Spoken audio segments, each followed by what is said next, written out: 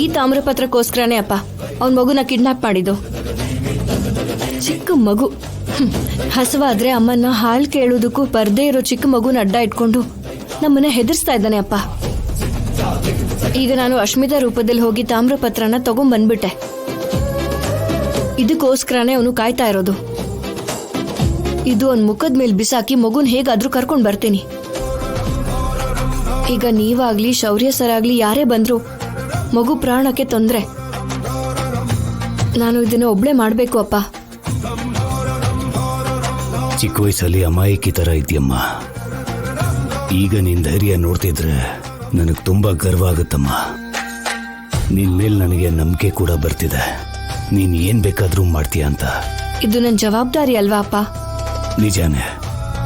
ಆದ್ರೆ ಅವನ್ ಕೈಗೆ ಈ ಪತ್ರಗಳು ಸಿಕ್ಕಿದ್ರೆ ಅವನನ್ನ ಯಾರೂ ತಡೆಯೋದಕ್ಕಾಗಲ್ಲ. ಮತ್ತೆ ಹೇಗೆ ಅಪ್ಪ? ಈ ತಾಮ್ರಪತ್ರನ ಅವ್ರು ಕೊಡದೆ ಹೋದ್ರೆ ಅವ್ರ ಮಗುನ ಬಿಡೋದೇ ಇಲ್ಲ. ಏನ್ ಮಾಡ್ಬೇಕು ಅಂತ ಯೋಚಿಸು, ನಿನ್ ಕೈಲಾಗುತ್ತೆ. ಯಾವ ಪರಿಸ್ಥಿತಿಯಲ್ಲೂ ಈ ಪತ್ರಗಳು ಮಾತ್ರ ಅವನ ಕೈಗೆ ಸೇರೋ ಹಾಗಿಲ್ಲಮ್ಮ.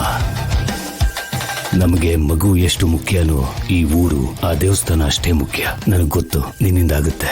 ಈ ಪತ್ರಗಳು ಅವನ ಕೈಗೆ ಸೇರದಿರೋ ಹಾಗೇನೆ ಮಗುನ ನಾವು ಕಾಪಾಡ್ಕೋಬೇಕು, ಅದನ್ನ ಉಳಿಸ್ಕೋಬೇಕು. ಈ ನಿನ್ನ ತಂದೆ ಸಹಾಯ ಇದ್ರೂ ಇಲ್ಲದೆ ಇದ್ರು, ನೀನ್ ಕಟ್ಕೊಂಡಿರೋ ಗಂಡನ ಸಹಾಯ ಇದ್ರೂ ಇಲ್ಲದೆ ಇದ್ರು, ನೀನ್ ಒಬ್ಳಿಂದಾನೇ ಇದು ಸಾಧ್ಯ ಅನ್ನೋ ನಂಬಿಕೆ ನನಗಿದೆ. ಆ ನಿಧಿ ಏನಾದ್ರೂ ಅವನ ಕೈಗೆ ಸೇರಿದ್ರೆ ಅವನನ್ನು ಯಾರೂ ತಡೆಯೋದಕ್ಕಾಗಲ್ಲ.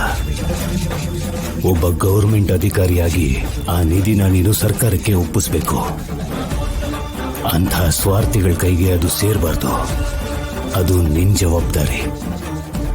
ಯಾವುದೇ ಪರಿಸ್ಥಿತಿ ಬಂದ್ರೂ ಈ ತಾಮ್ರ ಪತ್ರಗಳು ಅವನ ಕೈಗೆ ಸೇರೋ ಹಾಗಿಲ್ಲಮ್ಮ. ಅವನ ಕೈಗಿದನ್ನ ಒಪ್ಪಿಸ್ದೇನೆ ಮಗುನ ನೀನ್ ಕಾಪಾಡಬೇಕು.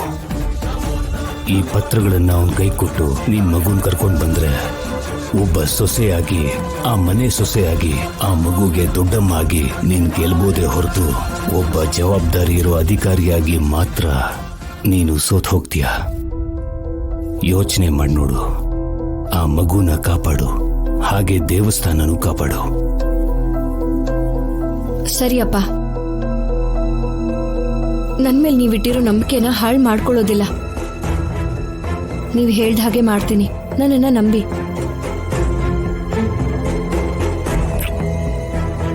ನಿನ್ನ ನೋಡ್ತಿದ್ರೆ ಗರ್ವ ಆಗ್ತಿದ್ಯಮ್ಮ.